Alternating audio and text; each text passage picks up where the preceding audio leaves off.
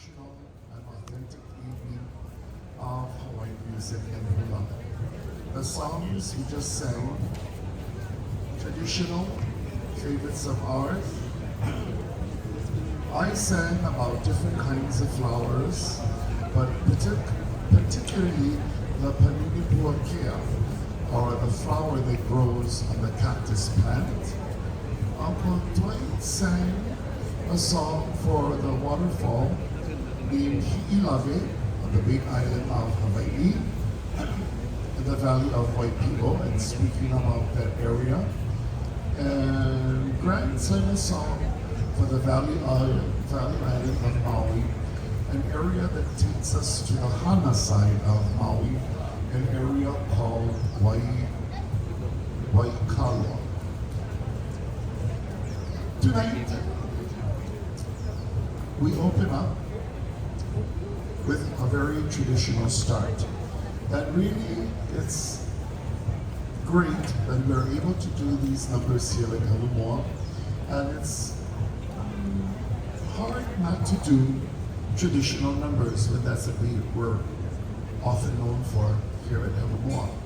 And you can't really get past that without doing the original dances of these Hawaiian islands that come under the category of Hula Kahiko. Hula Kahiko are the ancient dances that take us way, way, way back. And our dancers tonight are going to take us way, way, way back. Usually the first dance honors one of the gods of old Hawaii, followed by a dance, a chant that honors one of the members of our Hawaiian royal families. And lastly, a procreation chant. So that's the usual three. But here at Halumua, it's a very relaxed atmosphere, and sometimes it goes a little over the head of our visitors, so we do the first two. Our dancers open up honoring our fire goddess Pele. She is one of the most prolific and prominent figures in Hawaiian folklore and Hawaiian legends. She is our fire goddess, dwelling on the big island of Hawaii, and the volcanoes there. And when this chant was written, Pele was the eldest of 12 sisters, and she instructed her youngest sister, whose name was Hi'iaka, to leave the volcanoes on Hawaii Island and travel to our north island of Kauai.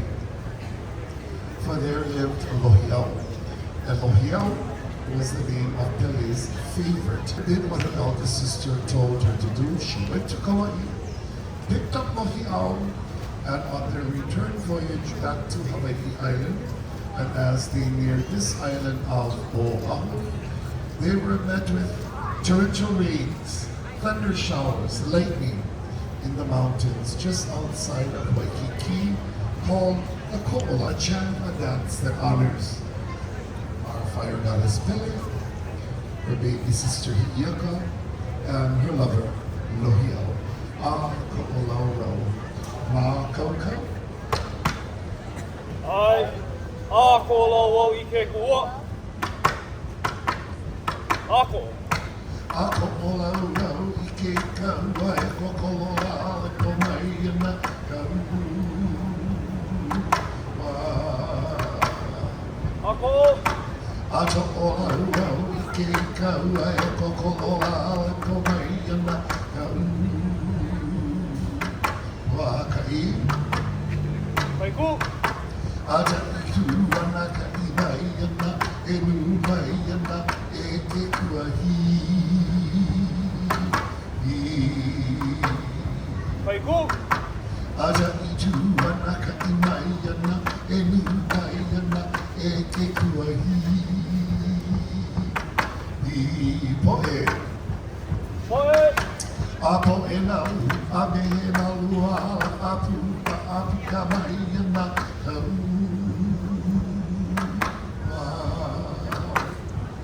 Poe. Apo e nau, a me e malu ala, apu ka mai ana kaua. Luna. Wa. Inoa. Idoa no hiaka ika pole o Pele. He idoa no hiaka ika pole o Pele. A chant for our fire goddess Pele. Maikai.